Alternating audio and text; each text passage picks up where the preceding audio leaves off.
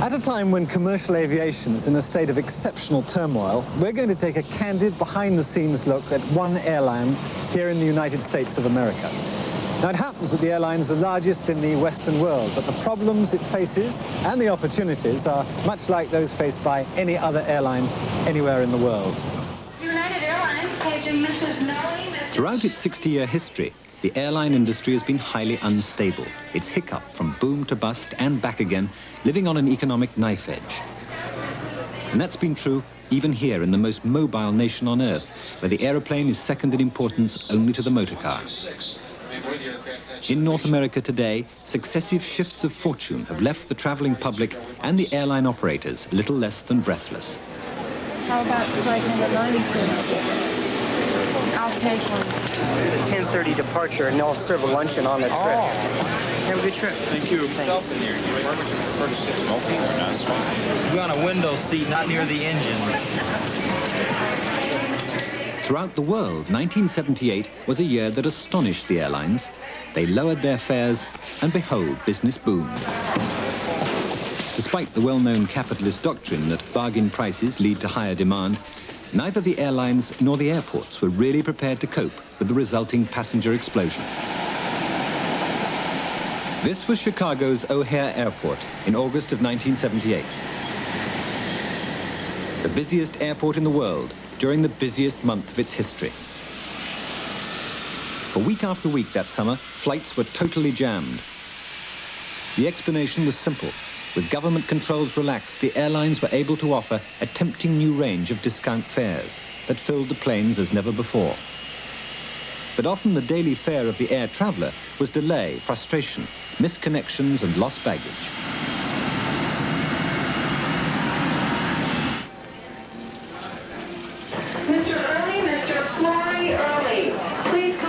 But if things were difficult for passengers, how much more so for those who struggled to run the airports? Okay, our tower frequency is 120.75. American 194, you can make the right turn in behind your company Tri-Jet. United 975, hold short of the north-south. He needs to make a right turn where you're at. Can you make a left turn in there? 57 Hotel, just stay on that circular taxiway going all the way around. Proceeding out very slowly, as you might well realize, to the southwest runway for takeoff.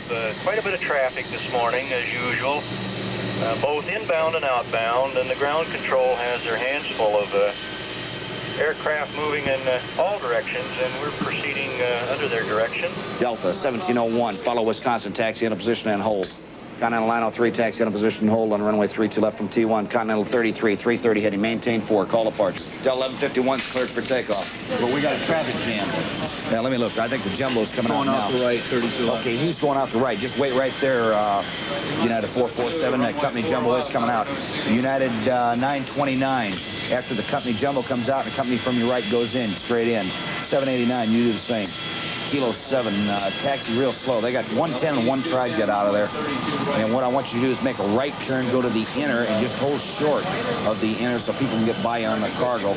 Delta 723, you go out behind Continental. Company's going to wait for you.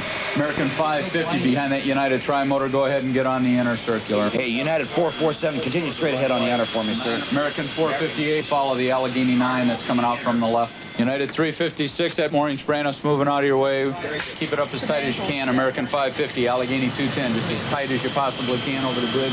I am out of room now, Tower 118-1. American 54, hold short of the bypass. Traffic 12 o'clock coming up your way is going to go down the bypass. 789, disregard what I told you. Make a right turn, take the cargo in the outer taxi, very slow. 447, how did I forget about you? Jesus Christ, Echo Hotel. He's rolling. Fishman, flip Delta and Brandon Ferrer. United 562, turn right, heading 070, call departure, good day. Can Air France wait for the military off his right side to go across the right? I'm trying to get everybody out of here. Jetta Bay 250, I didn't forget about you sitting there.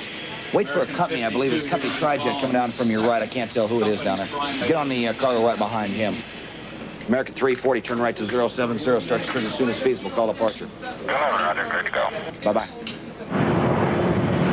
8002, you're cleared for takeoff. Turn right heading 140. Takeoff 140, heading 02. 06 Foxtrot, you're cleared for takeoff. Runway heading 1,800 feet. 06 Fox, what's your position now? 06 Fox, I'm taking off. Sorry. As the system strained to satisfy the new demand, market research identified the new traveller as someone with enough spare time and cash to fly off in search of fun. With that in mind, it's not too difficult to guess where many were heading. It's a desolate spot out here in the middle of the desert, where the temperature today is nearly 120 degrees. A place that could have only developed the way it has because of the aeroplane. It is Las Vegas.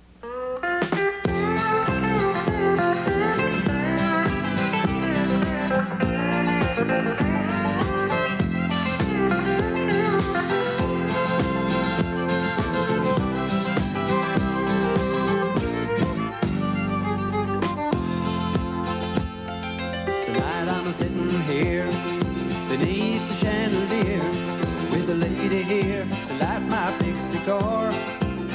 This search for pleasure, this burgeoning market in dreams, is the airline's bonanza.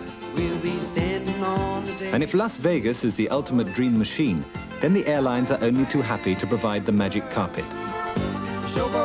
Step aboard, and the illusion that you've arrived before you ever started is inescapable. I'm a rambler, showboat gambler. Big money will always be mine. Back even a couple times. That's the same as winning. That's as good as winning, right? Yeah. Come back even, you're winning. That's 7-11. Right on, 7 and 11. That's what I'm looking for on them days. Yes, I'm a rambler, showboat gambler. I make my living on the run. This is our honeymoon. Your honeymoon? Yes. You were married when? Saturday. 2 years to finalize, and a week ago was divorced. Now I'm going to play. So I'm going to be the mother hen to all the 3 young chicks. That's a big responsibility. So the only reason their husbands let them go is because Auntie Ro is going to take care of them. I don't know who's going to take care of Auntie Ro, though.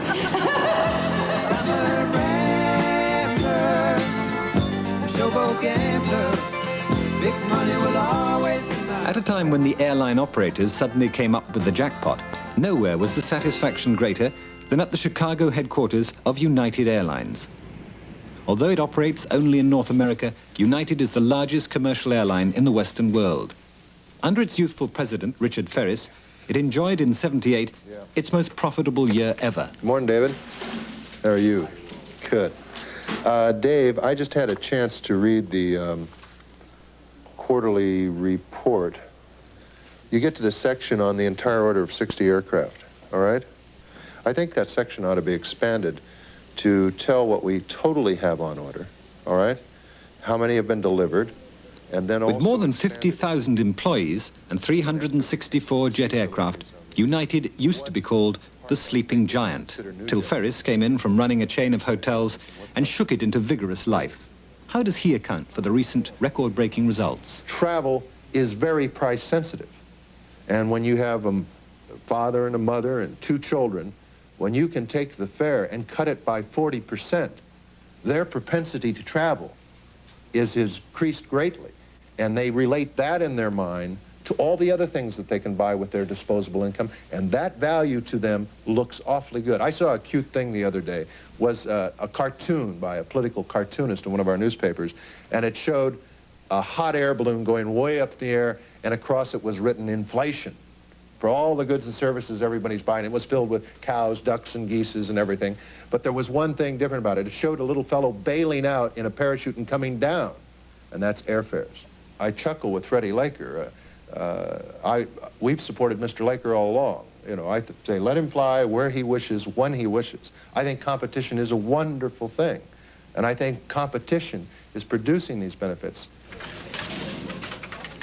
But it's also producing a barrage of complaints. Do cheaper fares inevitably mean discomfort and inconvenience, the customer wants to know. Daily, a word processor spews out the soft answers that try to turn aside wrath. For years, United has prided itself on providing a more personal style of service. In today's crowded skies, perhaps it's a thing of the past. We've established standards of service or quality of service for all major contact points that the customer has contact with United. Now, we aren't achieving those right now today because of the tremendous volumes, but we're moving as rapidly as we can to get our service levels back to where we want them and where our customer wants them. And for example, just one area, reservations. Right now it's very difficult to get through to our reservation offices to make a reservation. And then when you do, you might find that the flight's full, whereas it used to not be full. So you're traveling on Supercoach, which is $99. Okay. Those seats are all sold out for that day. Tom, I've got somebody on the phone asking whether or not 193 was hijacked. 193 to Honolulu. It's late. 195 this morning had a sabotage flight. SLA Honolulu, but there's nothing on 193. United Airlines reservations, Chuck Tomlin. Yes, sir. I'd like to find out about your passage from O'Hare to LaGuardia. Certainly. Can you tell me if I were to leave on the 8th of August, could I get in on any Super Saver type of deal? On the 8th of August? Not as far as the Super Saver goes. There is an excursion rate, however, that I could offer you. It's unreal.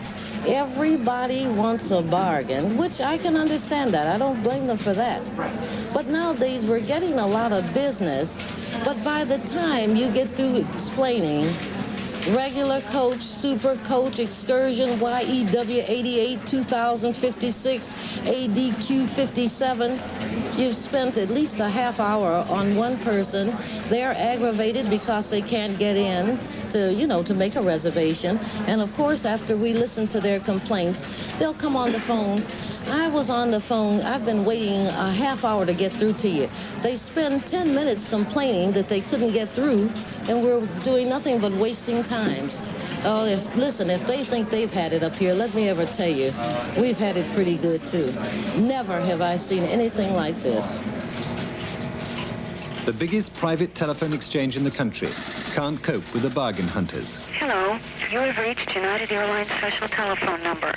At present, there is a brief delay in servicing your call, but one of our agents will be available to help you shortly. Thank you for your patience. Please stay on the line.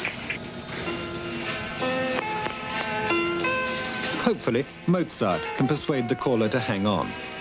We have no way of measuring the business that went away simply because we could not answer the phones in the manner that we would like to do it.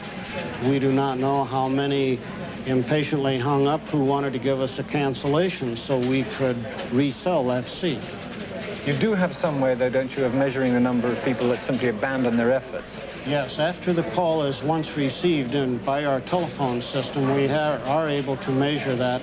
And that measurement now is running about 31% as compared to the normal 6%. There are still a few destinations in the United States which don't require a reservation. Ely, Nevada is one of them. This former cow town in the dusty outback is best known for its 3 casinos and a handful of legalized brothels. Despite these attractions, the town could still be best described as a backwater. And yet, Ely, Nevada enjoys the luxury of a daily scheduled air service. Fine for the locals, but disastrous for the airline. United loses $2 million a year flying this route, but it cannot abandon or even reduce the service. This apparent commercial madness is firmly rooted in the past, when the government, in the shape of the Civil Aeronautics Board, brought the airline industry under tight control. If the board licensed an airline to fly a particular route, then the service had to be maintained whether it paid or not.